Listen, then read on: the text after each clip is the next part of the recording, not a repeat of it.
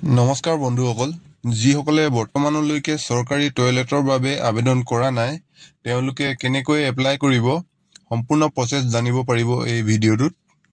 যেহেতু বৰ্তমানলৈকে চৰকাৰী টয়লেটৰ বাবে আবেদন প্ৰক্ৰিয়া চলি আছে, বৰ্তমানলৈকে বহুতো মানুহে চৰকাৰী টয়লেট নিৰ্মাণৰ কাৰণে 18,000কৈ টকা লাভ কৰিছে।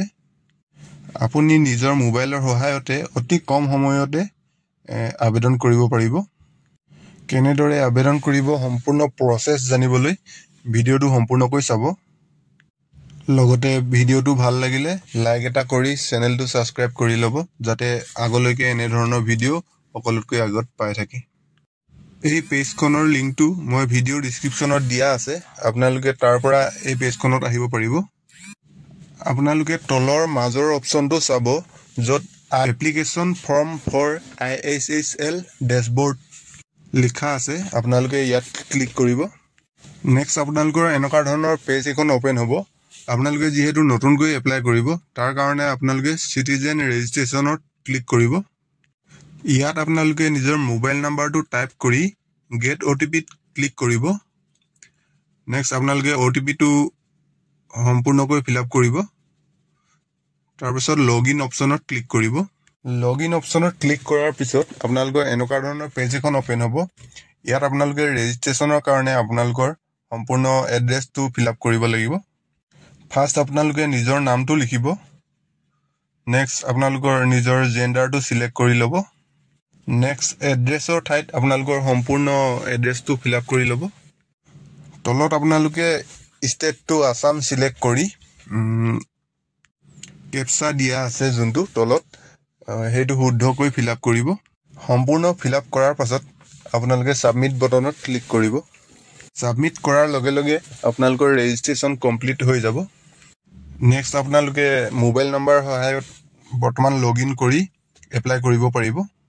লগ ইন কৰিবৰ কাৰণে আপোনালোকৰ ছেম প্ৰচেছ, মোবাইল নাম্বাৰটো টাইপ কৰিব, গেট OTPত ক্লিক কৰি শুদ্ধকৈ 6টা নম্বৰ OTP আহিব, OTPটো ফিল আপ কৰিব। নেক্সট শুদ্ধকৈ কেপচাটো বহাই আপোনালোকে লগ ইন অপশ্যনত ক্লিক কৰিব। আপোনালোকে ভিডিঅ'টো স্কিপ নকৰিব, স্কিপ কৰিলে আপোনালোকে বুজি পোৱাত অসুবিধা হ'ব। লগ ইন কৰাৰ পাছত আপোনালোকৰ এনেকুৱা ধৰণৰ পেজ এখন অপেন হ'ব। আপোনালোকে বাওঁহাতে চাব, একেবাৰে ওপৰত 3ডাল আঁচ দেখিব, ইয়াত ক্লিক কৰিব। ইয়াত আপোনালোকে নিউ এপ্লিকেশ্যন আৰু ভিউ এপ্লিকেশ্যন দুটা অপশ্যন পাব।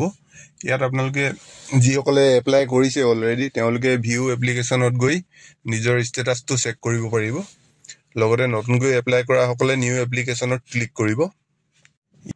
ইয়াত যোনজন ব্যক্তিয়ে এপ্লাই কৰিব তেওঁৰ সম্পূৰ্ণ ডিটেইলছ ফিল আপ কৰিব লাগিব।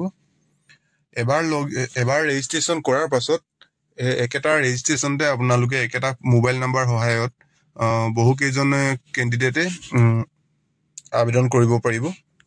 ফাৰ্ষ্ট আপোনালোকে নিজৰ ষ্টেটটো আছাম চিলেক্ট কৰিব। নেক্সট নিজৰ ডিষ্ট্ৰিক্ট অনুযায়ী নিজৰ ডিষ্ট্ৰিক্টটো চিলেক্ট কৰি ল'ব। তাৰপাছত নিজৰ ব্লকটো চিলেক্ট কৰিব। নেক্সট আপোনালোকৰ নিজৰ গাঁও পঞ্চায়তৰ নামটো চিলেক্ট কৰি ল'ব। নেক্সট আপোনালোকে নিজৰ গাঁওখনৰ নামটো বহাই দিব। তলত আপোনালোকে হেবিটেশ্যন নেমৰ জেগাত ক্লিক কৰি নিজৰ যোনটো পৰে সেইটো চিলেক্ট কৰি ল'ব। নেক্সট আপোনালোকে ছেকশ্যন বিটো ফিল আপ কৰিব লাগিব। ইয়াত আপোনালোকে ফাৰ্ষ্ট অপশ্যনটো নিজৰ আধাৰ কাৰ্ডত যোনটো নাম লিখা আছে সেইটো শুদ্ধকৈ ইয়াত ফিল আপ কৰিব লাগিব। তলত আপোনালোকে নিজৰ আধাৰ কাৰ্ডৰ নাম্বাৰটো ফিল আপ কৰি তলত চাব আপোনালোকে সৰু বক্স এটা আছে, ইয়াত টিক মাৰ্ক এটা কৰি ভেৰিফাই আধাৰ অপশ্যনত ক্লিক কৰিব। আধাৰ ভেৰিফাই কৰাৰ পাছত আপোনালোকে তলত নিজৰ দেউতাৰ নাম, যদি বিবাহিত মহিলা হয় তেন্তে নিজৰ হাজবেণ্ডৰ নাম লিখিব।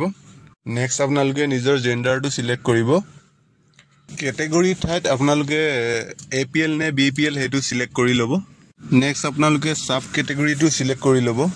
নেক্সট আপোনালোকে কাৰ্ড টাইপৰ ঠাইত ৰেচন কাৰ্ড বা ভোটাৰ কাৰ্ড যিকোনো এখন কাৰ্ড চিলেক্ট কৰি ল'ব। তলত আপোনালোকে কাৰ্ড নাম্বাৰটো টাইপ কৰিব। তলত আপোনালোকৰ নিজৰ মোবাইল নাম্বাৰটো দিয়া থাকিব। তাৰ তলত আপোনালোকে নিজৰ ইমেইলটো ইচ্ছা কৰিলে দিবও পাৰে। নেক্সট এড্ৰেছৰ ঠাইত আকৌ আপোনালোকে নিজৰ গাঁওখনৰ নামটো পঞ্চায়তৰ নামটো আপোনালোকে লিখি দিব পাৰে। ইয়াতে আপোনালোকৰ ছেকশ্যন B2 কমপ্লিট হৈ গ'ল। এতিয়া ছেকশ্যন C2 ফিল আপ কৰিবলৈ হ'লে ছেকশ্যন C2 ফিল আপ কৰিবৰ কাৰণে আপোনালোকে বেংক ডিটেইলছ ফিল আপ কৰিব লাগিব। ফাৰ্ষ্ট আপোনালোকে বেংকৰ IFSC কোডটো ফিল আপ কৰিব, যোনটো পাছবুকখনৰ ফাৰ্ষ্ট পেজতে লিখা থাকে। নেক্সট আপোনালোকে নিজৰ বেংকৰ নামটো লিখিব। তলত আপোনালোকে কোনটো ব্ৰাঞ্চত একাউণ্ট খুলিছিলে সেই ব্ৰাঞ্চটোৰ নাম লিখিব। নেক্সট আপোনালোকে ব্ৰাঞ্চৰ এড্ৰেছটো লিখিব। এইবিলাক চব আপোনালোকে পাছবুকখনৰ ফাৰ্ষ্ট পেজতে পাই যাব। তলত আপোনালোকে বেংক ষ্টেট আৰু বেংক ডিষ্ট্ৰিক্ট দুইটা চিলেক্ট কৰি ল'ব। তলত আপোনালোকে একাউণ্ট নাম্বাৰটো টাইপ কৰিব। একাউণ্ট নাম্বাৰটো যাতে ভুল নহয় তাৰ কাৰণে আপোনালোকে ছেম একাউণ্ট নাম্বাৰ ৰিকনফাৰ্ম কৰিবৰ কাৰণে আকৌ এবাৰ টাইপ কৰিব। একেবাৰে শেষত আপোনালোকে পাছবুকখনৰ প্ৰথম পেজটো ফটো এখন আপলোড কৰিব লাগিব।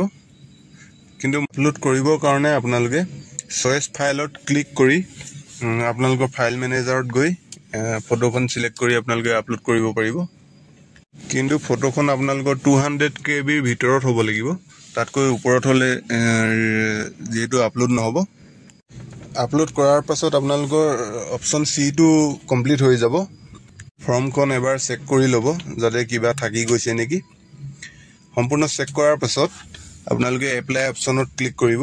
ইয়াতে আপোনালোকৰ এপ্লাই প্ৰক্ৰিয়াটো সম্পূৰ্ণ হৈ যাব। এপ্লাই কমপ্লিট হোৱাৰ পাছত নেক্সট লিষ্টত আপোনাৰ নাম অহাৰ লগে লগে আপোনালোকৰ পঞ্চায়তৰ ফালৰ পৰা আপোনালোকৰ ঘৰলৈ আহি ভেৰিফিকেশ্যন কৰিবহি। আপোনাৰ আধাৰ কাৰ্ড, বেংক একাউণ্ট চেক কৰিব। সকলোবিলাক যদি ঠিকে থাকে পোৱা যায় তেন্তে আপোনাক 10-15 দিন ভিতৰতে প্ৰথম কিস্তিৰ ধন মুকলি কৰি দিয়া হ'ব। এপ্লাই কৰাৰ ক্ষেত্ৰত যদিহে কিবা প্ৰব্লেম পায় মোক কমেণ্ট কৰি জনাব। লগতে চেনেলটো ছাবস্ক্ৰাইব কৰিবলৈ নাপাহৰিব। ধন্যবাদ।